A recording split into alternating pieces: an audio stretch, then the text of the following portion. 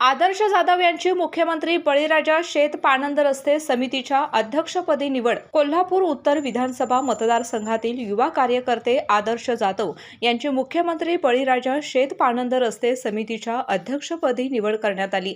महाराष्ट्र राज्य नियोजन मंडळाचे कार्यकारी अध्यक्ष माननीय नामदार राजेश क्षीरसागर यांच्या शिफारशीनुसार शासनाने ही नियुक्ती जाहीर केली. ग्रामीण भागातील शेतकरी, शेतमजूर आणि सर्वसामान्यांच्या प्रश्नासाठी सातत्याने काम करणारे आदर्श जाधव यांनी पाणंद रस्ते, शेतीसाठी आवश्यक सुविधा आणि स्थानिक विकासाच्या मुद्द्यावर सक्रियपणे पाठपुरावा केला आहे.